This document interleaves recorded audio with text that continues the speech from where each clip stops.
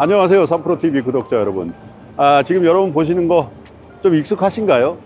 나스닥의 전광판이 보이실 텐데요. 한국에 있을 때 제가 느꼈던, 그리고 여러분들과 함께 했던 미국의 경제, 그리고 미국의 금융시장, 특별히 미국의 물가와 현지에서 취재하고 있는 그 상황은 조금 다른 것 같습니다. 그래서 오늘은 한국계 금융회사 중에 가장 활발하게 그리고 좋은 퍼포먼스를 내고 있는 미래에셋 현지 법인을 제가 방문해서 현지 법인장님과 함께 대화를 나눠보겠습니다. 그럼 저와 함께 미래에셋 현지 법인으로 가보시겠습니다.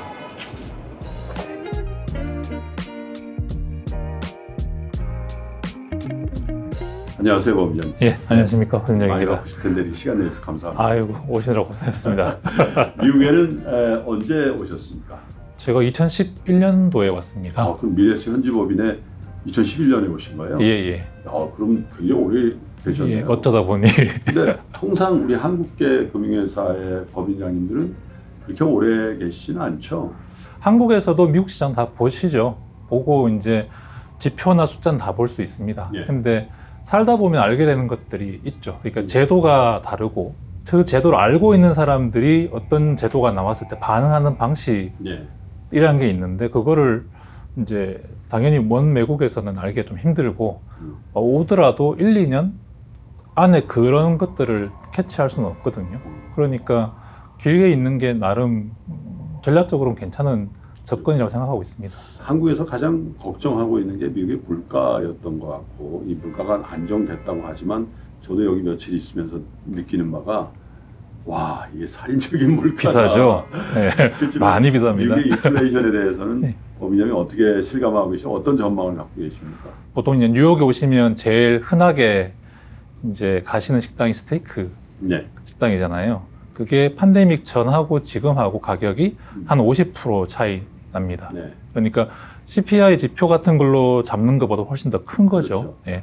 대부분이 다 그렇다라고 보시면 되고요. 모든 주식하시는 분들, 뭐 투자하시는 분들 다 미국 물가를 보고 계실 겁니다. 당연히 그게 좀 내려가 주면 연준이 금리 인하할 거니까 그러면 세상이 다 좋다라고 생각하시는 거잖아요.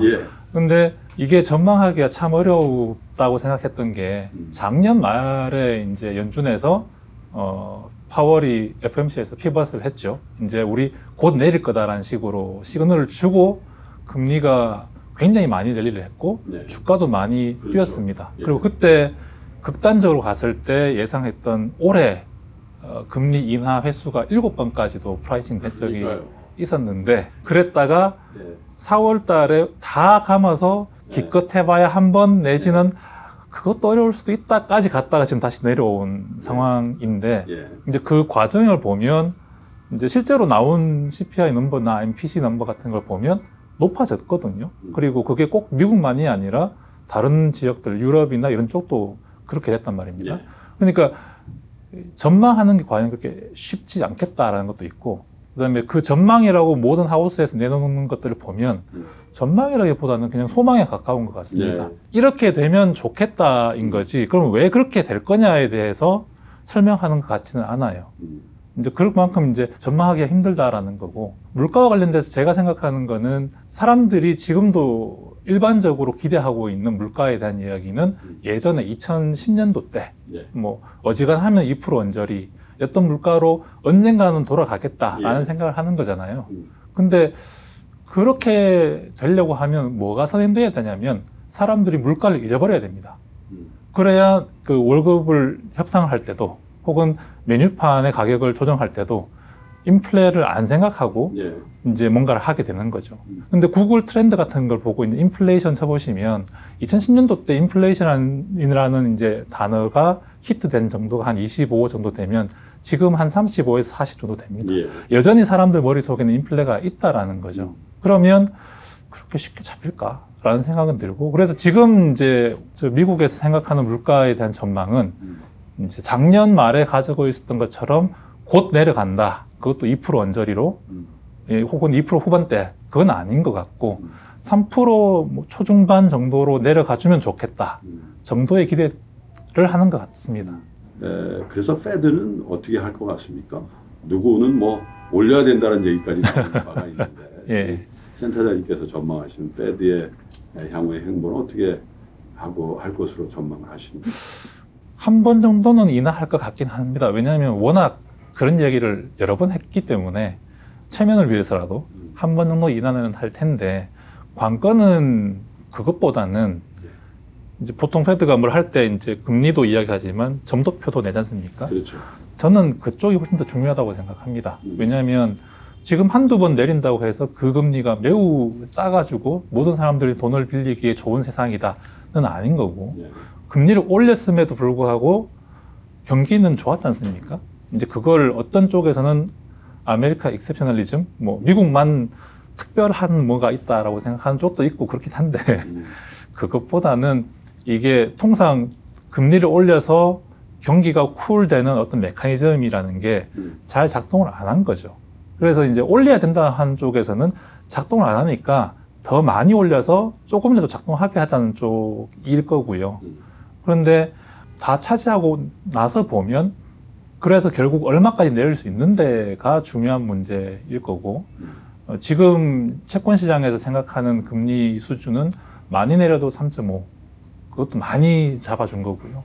한 불과 2, 3주 전만 하더라도 많이 내려도 4% 이하로는 못 갈 거다라고까지도 이제 프라이징 했단 말입니다. 그러면 지금 이제 가격이든 비즈니스든 이런 것들이 전제하고 있는 것들이 잘 보면 결국 언젠가는 2% 정도까지는 가지 않겠냐라는 믿음을 깔고 있는 의사결정들이 많은 것 같습니다. 그런데 실제로 안 가버리면, 그러면 그게 그런 시장이 돌아왔을 때 잘 살 수 있을 거다라고 했던 믿음이 깨지는 거잖아요. 그러니까 연준이 액션을 하는 거는 좋지만 그것과 같이 나오는 그 장기 금리에 대한 연준 이사들의 전망이 만약에 계속 평균적인 금리 수준은 올라가 있을 거다라고 해버리면 그 효과가 매우 반감되지 않을까라고 생각하고 있습니다. 우리 투자자들도 이제 미국 주식뿐만 아니라 미국 채권에 대한 익스포저도 많이 늘린 것 같아요. 아주 긴 채권도 사고 그러는데 사실 작년만 하더라도 거의 그거는 거역할 수 없는 대세다. 미국 주식이 올라가는 것보다도 훨씬 더 강한 가능성으로 미국 채권 금리 내릴 것이다. 안 내리고 지금 올랐단 말이에요. 그래서 채권 전문가로서 미국 채권에 대한 전망을 한번 해주신다면 어떨 것 같습니까? 제일 중요한 거는 결국 재정 정책일 겁니다. 제 생각으로는 혹은 일부에 생각하기로는 재정 적자거든요. 그러니까 보통 재정 적자라는 거는 일반적으로는 경제가 되게 나쁠 때, 그렇죠. 이제 어떻게든 정부 사이드에서 이게 소비를 만들어서 이제 침체를 조금 낮게 해보자라는 게 재정 부양책의 일반적인 방식이었는데 이번에는 아니었죠. 상당히 경기가 괜찮은데 재정을 많이 키웠단 말이죠. 이제 그리고 그 키우는 재정의 소스가 다 이제 채권으로 조달을 해야 되는 거고, 근데 예전에는 그런 걸 할 때 늘 중앙은행이 사줬단 말입니다. 그러니까 정부가 빚을 내더라도 시장으로 채권이 사실은 가진 않고 양쪽 하나 그냥 중앙은행으로 그냥 가고, 그래서 실질적으로는 중앙은행한테서 정부가 돈을 빌려서 쓴 그런 모양이었는데 지금은 못 그러죠. 패드가 QT를 하고 있으니까. 그리고 재정은 계속 써야 된다라는 게 지금 미국 그 예상국의 전망이고요. 그러니까 그런 식으로 계속 재정을 쓴다라고 했을 때 저걸 누가 소화해 줄 수 있느냐라는 게 사실 제일 큰 문제기도 하고 지금까지 좋았던 이유기도 하고 그렇습니다. 근데 지난달에 매우 놀랐던 게 하나 있었는데 그 재무부에서 조세 계획을 발표한 게 있었습니다. 그러니까 그 내용이 좀 그 우리나라 표현으로 치면 부자 증세에 매우 초점이 가 있는 최고 소득세율도 높이고 법인세율도 높이고 그다음에 자본 차익에 대한 과세율도 지금 20%가 장기 자본 세율 최대치거든요. 그걸 50%까지 높이고 뭐 그런 계획안이 있었습니다. 200몇 페이지짜리 리포트가 트레저리에서 나왔었는데 아무도 발표를 신문에서도 커버를 안 하더라고요. 내용이 워낙 충격적이기 때문에 정말로 이제 그게 실현 가능하다고 생각하면 제가 생각하기에는 어떤 월스트리트 저널의 헤드라인 기사를 써야 되는데 아예 없어요. 그 기사가. 이제 제일 큰 이유는 실현 가능하지 않다고 생각하는 것 같습니다.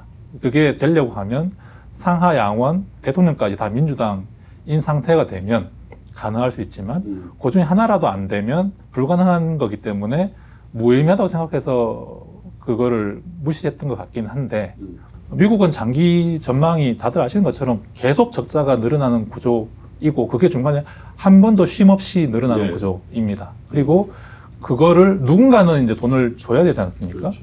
근데 미국은 전체 경제를 놓고 보면 필요한 돈의 한 3분의 1은 외국에서 가져오는 나라입니다. 이거 뭐 그게 채권이든 주식이든 그렇죠. 뭐 그리고 이제 미국 국채라고 생각하면 주로 일본, 한국도 최근에 동참을 했지만 네. 뭐 그런 식의 혹은 유럽 쪽에서 많이 들어오죠.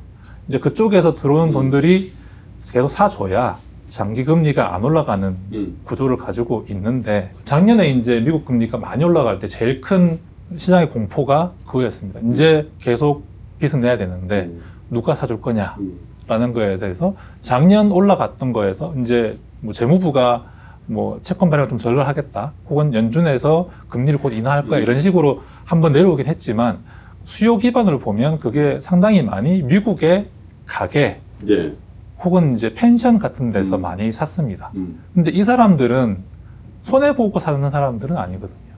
그리고 어떤 분위기라고 해야 되냐면 작년 11월 달에 미국 국채 금리가 5% 살짝 넘었을 때 10년 기준으로 그때 사람들이 그 금리를 보던 입장은 어떤 거였냐면 내 평생 다시 오지 못할 레벨이다 라는 생각을 했던 것 같아요. 그리고 막 샀죠. 그리고 내려오고 다시 올라가니까 앞에 있던 믿음이 깨지는 거지 않습니까? 그리고 앞으로도 어떤 식인지를 이제 아는 거죠. 계속 채권을 정부에서는 공급을 해야 되고 그럼 팔자는 계속 있는데 그렇겠죠. 그럼 내가 굳이 지금 서둘러서 사야 될 필요가 있냐라는 생각을 이제 점점 많이 하게 되면 할수록 미국 정부는 조달할 때 비용이 더 늘어나게 되겠죠. 이제 그 문제가 지금 미국이 당면하고 있는 가장 큰 문제이고 이제 그걸 해결하는 가장 정석적인 방법이 증세인데 선거 앞두고 그거 좋아하는 사람 없지 않습니까? 그러니까 아무도 이야기는 하지 않고 재무부만 혼자 덜렁 그 리포트를 내고 말았던 상황인 것 같습니다. 뭐 불과 한 6개월 정도 남은 미국 대선 전에도 대중들을 위한 어떤 양측 간의 어떤 경쟁적인 정책들이 나올 가능성도 있겠군요. 예, 이번 달 전까지만 하더라도 세금 문제가 그렇게 저 선거의 아젠다라고 생각했던 것 같지는 않고 다만 이제 민주당을 싫어하는 분위기에서는 제일 큰 게 뭐였냐면 물가였습니다. 물가가 너무 올라가니까 네. 바이든은 스스로 생각하기에 지금도 뭐 어디 나와서 이야기하면 경제 잘했다라고 백악관에서는 평가하고 있죠. 근데 사람들은 물가가 높아졌기 때문에 매우 불만이 많다라는 식으로 약간 간극이 있거든요. 만약에 민주당이 상하 양원에다가 대통령까지 다 가져가게 되면 게임의 규칙이 굉장히 많이 바뀔 것 같습니다. 이제 그거는 지금 보고 있는 모양하고는 너무 달라서 그걸 가지고 뭔가 이야기하기는 좀 그렇긴 하지만 그걸 이제 테일 리스크라고 보고 따라갈 필요는 있다라는 생각을 저는 하고 있습니다. 미국 대선 얘기가 나와서 한 가지만 더 질문을 드리면 사실 트럼프 대통령이 2016년도에 집권을 했을 때도 그렇고 바이든 대통령이 집권을 했을 때도 그렇고 제가 듣기로는 가장 먼저 백악관에 입성하자마자 사인을 한 게 파리 기후협약에 대한 탈퇴 서류, 다시 재가입하는 서류 그랬다는 거 아닙니까? 그래서 이 미국의 에너지 정책이라든지 미국의 기후에 대한 것 또 우리가 요즘 그 얘기도 잘 안 하는 것 같아요. ESG라는 얘기도. ESG는 미국에서는 약간 그렇죠. 한물간 스토리 같은 느낌이 네. 있죠. 예. 우리가 한때는 거기에 대해서 그렇게 열광하고 투자도 그쪽으로 해야 되겠다 막 이렇게 했는데 언제 그랬냐듯이 지금 한국에서도 거의 지금 하도가 안 되고 있단 말이죠. 예. 그래서 법인장이 보시기에도 상당히 많은 변화가 있지 않겠습니까? 트럼프가 만약에 재집권을 한다면. 트럼프가 공공연하게 말하는 게 내가 되면 일단 인플레이션 리덕션 액트부터 다 끝내겠다라고 이야기하잖아요. 근데 그게 실제로 이제 2023년도 미국 성장을 이끌었던 가장 큰 드라이브 우리가 얘기한 IRA 예, 그거였고 근데 그게 이제 한국에는 굉장히 중요한 문제죠. 배터리와 전기차가 큰 전략 산업 비슷한 역할을 하고 있으니까. 근데 그거를 다 끝내겠다는 게 한 가지가 있고 그다음에 또 한 가지는 화석 에너지를 꽤 오랜 기간 동안에 더 쓰겠다라는 게 또 하나 있죠. 뭐 대중 정책이나 이런 쪽은 크게 차이가 안 나는 것 같습니다만 에너지와 관련돼서는 확실히 극명하게 갈리고, 그 극명하게 갈리는 게 유가를 보면 매우 흥미로운 게, 그 미국의 산유량 데이터를 보면요, 그냥 직선이에요. 안 움직입니다. 네. 그걸 보면서 드는 생각은 이건 약간 담합 같은데? 라는 생각이 듭니다. 그러니까 실제로 그 셰일 관련된 업체들 사이에 M&A가 굉장히 많이 있었습니다. 그러면서 이제 의사결정을 해야 되는 숫자가 뭐 경쟁 시장에서 과전 비슷하게 가 있는 것 같고, 그 사람들이 기다리는 게 트럼프인 것 같아요. 그래서 트럼프가 되고 나면 어차피 비싸게 팔 수 있으니까, 왜냐하면 친환경으로 리뉴어블로 안 가니까, 그러면 그때 비싸게 팔 수 있으니까 지금 굳이 많이 뽑아가지고 싸게 팔 이유가 없지 않냐라고 생각하는 것 같습니다. 그래서요, 사실 이 한국에 계신 많은 투자자들이 지금 제일 곤혹스러워하는 게 환율이거든요. 예. 환율이 우리 그 관점에서는 아마 법인장님 오실 때도 1불당 한 1,000원 내외? 1,000원이었죠. 1,000원 예. 밑에도 예, 있었고 그랬는데, 예. 지금은 그냥 1,300원이라는 게 그냥 굉장히 강한 지지선의 역할을 하기도 하는 것 같은데, 어떻게 보십니까? 원달러 환율을 비롯한 이 달러 강세 현상에 대해서 어떤 비율을 갖고 계시는지? 저는 꽤 오래 갈 거라고 생각합니다. 달러 강세가. 이제 미국은 어쨌든 외국에서 보내오는 돈이 충분해야 금리가 급등하지 않고 잘 유지되면서 어떻게든 돌아갈 수 있는 경제입니다. 그런데 그 돈들이 실망해서 가는 경우가 달러화가 엄청나게 절하가 되면 그런 일이 생기겠죠. 네. 손해가 나기 시작하면 이익 실현하자고 나가자라는 수요가 생기는 게 당연할 거고, 4월 26일인가 엔화가 하루에 1% 이상 급등한 그렇죠. 날이 있었습니다. 근데 그때 뭐 경제 지표가 어떻고 그건 없었고, 제가 이해하는 바는 뭐였냐면 그날 옐런이 로이터에서 인터뷰를 한 게 있었어요. 그게 그 전날 장 끝나고 이제 인터뷰가 나왔는데, 그 내용이 뭐였냐면 다른 나라들이 달러가 너무 강해서, 그러니까 반대로 말하면 자기 나라 통화가 너무 약하다고 해서 개입하는 거를 찬성하지 않는다. 가급적이면 자제해라. 라는 이야기를 했는데, 그때 그런 식의 이야기가 될 수 있는 통화 첫 번째가 엔이었습니다. 그러니까 그 다음날 모든 사람들이 엔을 팔았죠. 그래서 1.5% 절하가 되고, 그러니까 BOJ에서 그 다음날 어쩔 수 없이 개입을 하고 그랬었는데, 그 앨런의 말을 다른 식으로 해석하면 우리 앞으로 계속 돈 필요하다. 그리고 그거를 사줄 수 있는 외국의 돈이 끊임없이 들어오는 게 우리한테 굉장히 이익이 된다. 네. 그러니까 그러한 플로우를 차단하는 시도는 안 했으면 좋겠다라는 식으로 저는 이해합니다. 근데 그렇고, 그 내용이 다시 아까 재정 문제하고 연결되는데요. 이게 곧 뭐 흑자 내지는 균형으로 갈 수 있는 재정이 아닌다면은 끊임없이 외국에서 돈을 빌려야 되는 미국으로 입장에서 보면 달러화가 약해지는 거는 용인할 수 없는 문제입니다. 그러니까 그게 뭐 어떤 방식일지는 잘 모르겠습니다만, 끊임없이 조금씩 달러가 강해지는 게 미국의 이익에는 가장 부합한다. 뭐 그거를 실현할 수 있느냐만 별개로, 미국의 정책 당국자 입장에서는 그게 가장 아이디얼한 시나리오일 것 같은데, 이제 그 방향성을 놓고 현재 이제 주가나 아니면 금리를 보면 미국이 가장 고금리 국가입니다. 전 세계 선진국 그렇죠. 중에서는. 그거를 유지를 해주지 않으면 또 나갈 수 있지 않습니까? 원래 특히나 제가 이제 채권이기 때문에 그렇지만, 채권 자금이라는 건 굉장히 자국 회귀가 강한 성격이 있죠. 이자 얼마 받아봐야 환율에서 터져버리면 그게 다 날아가니까. 그렇죠. 어지간하면 뭐 연금이든 뭐든 그 사람들의 부채는 다 자기 나라 통화니까 그거를 미트하기 위해서 자산을 굴리는 거고, 그걸 환리스크를 가져가는 거는 별로 아이디어한 건 아니거든요. 예. 그러니까 어지간하면 외국으로 돈 가는 게 싫은데, 이게 이자 차이가 너무 나면, 일본 같은 경우를 생각해 보면 지금 미국 10년짜리가 4.5%, 10년이니까 그냥 단리로 하면 한 50% 정도 되겠죠, 10년간. 그러면 10년 안에 엔화가 50% 절상이 되지 않으면 뭐 똔똔이다, 내지는 그게 낫다라고 생각할 거란 말이죠. 그런 계산을 하기 시작하면 계속 미국으로 올 수밖에 없는 거고, 그게 지금 미국의 재정을 관리하는 입장에서는 매우 기묘한 조건이 되어 있는 것 같습니다. 그러니까 뭐 재무부든 연준이든, 그게 물가 성장률 말고 말은 하지 않지만 그런 파이낸싱과 관련된 문제가 제약 조건으로 돼 있기 때문에 그거를 큰 무리 없이 유지하려고 하면 달러화가 끊임없이 조금씩 강해지는, 갑자기 많이 강해지면 다 이익 실현하고 나올 거니까 그건 안 되고, 조금씩 계속 강해지는 걸 유지하는 게 아마 정책하는 입장에서는 제일 예민한 문제일 거라고 생각하고 있습니다.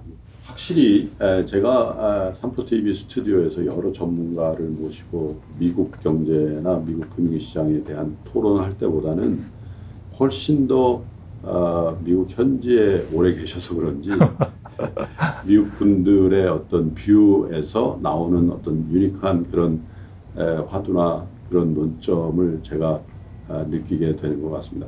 아마 그것은 벌써 10여 년 훨씬 넘도록 여기서 확실히 현지화를 전략적으로 추구한 미래에셋그룹의 어떤 여러 가지 해외 네트워크의 인사이트일 수도 있겠다. 당연히 그렇습니다. 예. 미국 현지에는 지금 미래에셋 자산운용 외에 어떤 조직들이 나와 있습니까? 저희 그룹 내에서요. 그룹 내에서. ETF를 전담하고 있는 글로벌엑스, 그리고 증권사 미래에셋 증권이 여기서 한 10분 거리에 있습니다. 네. 예, 그래서 미국만 보면 그렇게 세 군데가 있고요.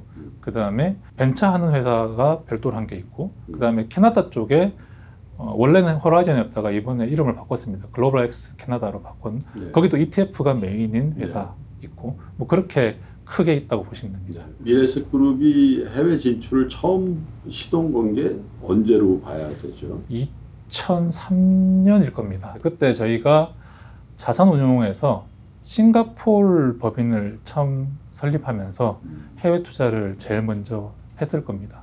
예. 그리고 홍콩으로 확장을 하고, 이제 그랬으니까 20년이 넘은 이야기죠. 결국은 미래 금융회사의 경쟁력이라는 것은 플레이어에 의한 로컬 커스터머 케어로는 이건 경쟁이 안 될 것이다. 그래서 처음에는 좀 일방적으로 외국계 금융회사들이 한국에 들어와가지고 참 어떻게 보면 일방적으로 선진 금융기법들을 하면서 어쩔 때는 피해를 본다라는 느낌도 좀 있었는데, 글로벌 금융시장에서 가능성에 대해서 어떻게 보십니까? 우리가 과연 제조, 반도체, 자동차, 뭐 배터리, 조선 이런 거는 1등을 할 수 있지만 금융으로 될까? 그런 생각은 아직도 많이 있거든요. 가능성에 대해서는 어떻게 보고 계십니까? 저는 금융을 그렇게 보면 브랜드라고 봅니다. 그러니까 가방으로 치면 비싼 가방이 있고 그냥 가방이지 않습니까? 금융도 마찬가지라고 생각하는데 그 가방보다 더 하다고 생각하는 쪽입니다. 매뉴팩처링 굿즈는 제품이 다 만들어진 다음에 사람들이 그걸 보고 이제 쓰는 거잖아요. 그러니까 다 안단 말이죠. 얘가 성능이 어떤지 아니까 뭐 유명한 데서 만들었건 아니면 생판 모르는 데서 만들었건 제품만 좋으면 팔립니다. 근데 금융은 지금까지 좀 어떤 투자 설명서 보면 과거의 수익이 미래를 설명하지 않고 뭐 이런 얘기 늘 들어가지 않습니까? 그러니까 미래를 파는 거거든요. 그러다 보니까 그 브랜드에 대한 신뢰도가 어느 정도까지 가느냐라는 게 제일 중요한 의사결정의 트리거인 것 같고, 이제 그러니까 브랜드 중에서 가장 힘든 브랜드 혹은 가장 달성하기 힘든 브랜드가 금융 브랜드라고 생각합니다. 근데 그거를 하기 위해서 필요한 시간은 좋은 제품을 만든 것도 훨씬 더 오래 걸릴 것 같습니다. 그 현재에 가서 금융시장에서 끊임없이 존재감을 드러내고, 그리고 거기서 뭔가 남들이 하지 않는 걸 어치를 하고 그런 것들을 반복해야지만 이제 브랜드가 생기는 거죠. 그래서 그게 어느 순간 확고해져야 되는 건데, 제가 보기에는 아시아 쪽에서는 매우 높은 수준으로 이미 가 있는 것 같고, 이제 제 주관적인 판단입니다. 이쪽에서 미국에서도 글로벌엑스라는 브랜드를 통해서 나름 ETF 시장에서 굉장히 큰 위치를 점했다라고 생각은 합니다. 근데 그게 다 끝났다는 아니고 갈 길은 매우 많이 남아 있는 거고요. 미국의 금융회사들을 보면 유럽계, 일본계 중에서 탑 티어인 데는 없습니다. 미국의 금융회사의 탑 티어는 다 미국 회사죠. 예. 그거는 유럽에 가도 마찬가지고요. 그렇기 때문에 브랜드를 빌드업하는 것은 매우 많은 시간이 필요하긴 한데 그게 안 되는 건 아닌 것 같고, 다만 이제 그 방향으로 끊임없이 투자를 해야 되는 거고 그런 점에서 저희 회사가 가지고 있는 그 스탠스는 뭐 지금까지는 계속 그 방향으로 가고 있다라고 저는 이해하고 있습니다. 사실 자산운용사라는 게요. 뭐 어떤 하우스는 주식의 강점이 있고 어떤 하우스는 채권, 어떤 데는 뭐 파생상품이나 이런 데 이렇게 특화되어 있는 데도 있습니다만 이제 미래에셋 자산운용은 뭐 글로벌 네트워크도 그렇고 종합자산운용이시잖아요. 예. 그래서 고객들에게 제일 중요한 건 사실 효과적인 자산의 배분을 잘 가이드해야 되는 것 같아요. 미국 현지에서 보시는 법인장님의 자산 배분의 관점이랄까요? 제가 자산 배분에 대해서는 뭐 딱 정확하게 이렇다란 말씀을 드린 것보다 물론 그게 예, 계속 바뀌죠. 예, 그보다 제가 이제 투자와 관련된 이야기를 하다 보면 약간 놀라는 부분이 하나 있습니다. 뭐냐면 현금의 기회비용이 5% 넘어간다는 사실들을 자주 까먹어요. 지금 미국의 경우에 MMF 보면 5.3% 정도거든요. 네. 그런데 또 불구하고 그 은행의 예금 보면 제로금리 비슷한 예금이 아직도 굉장히 많습니다. 굉장히 많더라고요. 예. 그런 걸 보면 사람들은 여전히 그 은행의 예금 금리는 얼마 안 된다라고 그냥 생각하는 거 아닌가? 제일 큰 이유는 이제 세금 때문이고요. 그 이자 받으면 한 50%는 다 세금으로 나가니까 그런 거긴 한데 이제 그게 투자할 때 고려해야 되는 지점은 뭐냐면 내가 지금 뭔가를 샀을 때 그 기회비용이 0이라고 생각하면 안 된다는 거.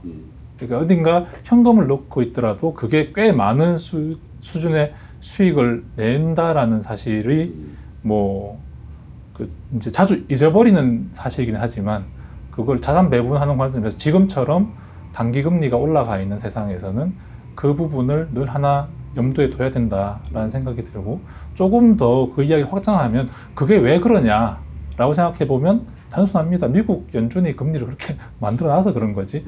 연준이 만약에 지금 금리가 5.3이 아니라 저 아래쪽으로 갖다 놨으면 다른 나라 금리들도 다 낮을 거예요. 그렇죠. 근데 얘들이 올려놨기 때문에 그런 거고 이제 그래서 자산 배분 쪽에서 제가 드리고 싶은 말씀은 자산 중에 달러 비슷한 것들은 조금은 있으면 좋겠다라는 정도는 말씀드릴 수 있을 것 같고 채권 투자하는 입장에서 보면 한국에서 미국의 장기 채권 투자하시는 분들 생각도 다 비슷한 것 같았어요. 이게 장기 채권이 4% 후반대, 5%대 되면 떨어지기만 하면 돈을 많이 벌 거니까 투자를 그쪽으로 쭉 하신 거잖아요. 근데 그 이면에 그게 언제 떨어질지에 대한 시계가 있는데 그게 만약에 당장 내일 다음 달 떨어지면 당연히 그 전략이 옳겠지만 그렇지 않다라는 거고 그 다음에 자산 배분의 입장에서는 캐시라는 거는 굉장히 오랫동안 잊어버렸던 자산입니다. 근데 지금은 어떤 필요에 의해서 그게 굉장히 높게 유지되고 있는 거고 고려할 때 그 부분이 반드시 들어가야 되지 않을까라는 생각은 하고 있습니다. 한국의 전통적인 투자자들은 다 개별 종목에 대한 투자로 일관해 온 것 같습니다. 어떤 분들은 뭐 대형주인 삼성전자를 사기도 하지만 또 어떤 분들은 이게 임상에 성공할지 안 할지도 모르는 개별 바이오 종목에 본인의 금융자산의 상당 어떤 분들은 레버리지를 일으켜서 본인의 자산보다도 더 많이 투자하는 분들도 더러 있는 걸 봤는데 그것들이 주는 위험에 대해서 사실 이론적으로 많이 설명을 안 해준 것도 사실인 것 같아서 저희 3프로TV는 그동안 투자의 관점에서 조금 리스크는 줄이고 장기 투자를 할 수 있는 아주 유력한 대안으로서 ETF 같은 것들을 저희가 전략적으로 많이 알리고 또 홍보들도 해드리고 이렇게 해와고 있거든요. 그래서 처음에는 인덱스 쪽으로 뭐 미국만 하더라도 S&P에 추종하는 ETF라든지 이런 것들을 많이 한 것 같은데 요즘은 이제 개별 섹터라든지 다른 의미의 테마형 AI라든지 뭐 이런 형태의 어떤 새로운 섹터나 테마에 투자하는 ETF의 인구도 굉장히 는 것 같고 또 미래에셋은 그런 쪽에 또 강점을 갖고 있는 글로벌 X라는 회사를 갖고 계시잖아요. 미국에서 보시는 ETF 시장 그리고 한국 투자자들에게 드리고 싶은 ETF 시장 플레이어로서의 조언도 좀 부탁드리겠습니다. ETF 시장이 꽤 많이 활성화됐고 그 중에 보면 이제 테마가 ETF가 굉장히 이제 인기를 여러 군데 돌아가면서 끌기도 하고 약간 소멸되기도 하고 그럽니다. 근데 투자하신 분들 입장에서 ETF가 편한 게 하나 있습니다. 뭐냐면 아이디어는 있는데 회사가 어딘지를 잘 몰라요. 그렇죠. 예. 그래서 내가 이러이러한 그 시장이 앞으로 좋아질 거라고 믿다 하더라도 그 전 세계에 있는 회사 다 모아가지고 그 중에 누가 그 일을 하는지를 알 수 있는 방법은 개인 혹은 기관이라 하더라도 굉장히 어려운 그렇죠. 거거든요. 근데 그런 것들을 이제 모아서 이런 비즈니스를 메인으로 하고 있는 애들은 얘들이다 라고 모아주는 거니까 거기에서 뭐 굉장히 잘하는 애와 못하는 애를 구별하는 것까지는 아니더라도 뭐 미래의 방향이 이런 방향이라고 생각하면 거기에 최소한 쉽게 발을 담글 수 있는 거는 ETF가 굉장히 그런 쪽에서는 기능을 하고 있는 것 같고 저희가 이제 네트워크가 나름 타 회사보다는 넓기 때문에 그리고 그거는 꼭 한국뿐만 아니라 다른 미국의 금융회사들하고 비교해도 뭐 뒤지지 않기 때문에 그런 식의 트렌드에 대한 선점 그리고 그 트렌드를 딜리버리 할 수 있는 수단의 제공 이러한 측면에서는 뭐 저희가 가지고 있는 네트워크가 괜찮은 것 같다라는 생각을 하고 그래서 있습니다. 아마 ETF 중에서도 글로벌 ETF의 퍼포먼스가 미래에서 가장 좋은 거 아닌가 그런 생각도 한편으로 드는 것 같습니다. 장시간 인터뷰에서 감사드리고요. 마지막으로 우리 3프로TV 구독자 여러분께 격려나 뭐 이렇게 글로벌 투자를 하시려는 분들에게 조언의 말씀을 끝으로 좀 청해 듣겠습니다. 투자라는 거는 제가 이해하기로는 늘 해야 되는 거고요. 안 하고 있을 때도 투자인 거죠. 내가 뭘 샀을 때만 투자가 아니라 안 사고 있을 때도 투자인 거고 끊임없이 그 시장, 그 투자와 관련된 시장에 관심을 놓지 않고 그냥 계속 보고 있는 거죠. 그러다가 생각이 나면 투자를 하기도 하고 아니다 싶으면 발을 빼기도 하지만 발을 뺐다는 게 그 시장으로부터 멀어지는 게 아니라 그냥 구경을 하지만 투자를 하지 않는다는 것 뿐인 거죠. 그러니까 투자에 대해서 끊임없이 관심을 놓지 않고 있는 거 그게 투자를 하는 가장 기본적인 덕목 아닐까 뭐 그런 측면에서 3프로가 참 큰일을 하고 있다고 생각합니다. 감사합니다. 고맙습니다. 네. 미국 현지에서 정말 활발하게 활동하고 계시는 미래에셋 현지 법인의 법인장님을 모시고 그 얘기를 나눠봤습니다만 와서 이렇게 느끼게 된 것은 금융에서도 우리가 세계적인 경쟁력을 갖추고 미래 세대에는 금융으로 국부를 늘리고 국민들을 행복하게 할 수 있겠다라는 가능성을 확인한 자리가 아니었나 그런 생각을 해봅니다. 끝까지 시청해주신 여러분 고맙습니다.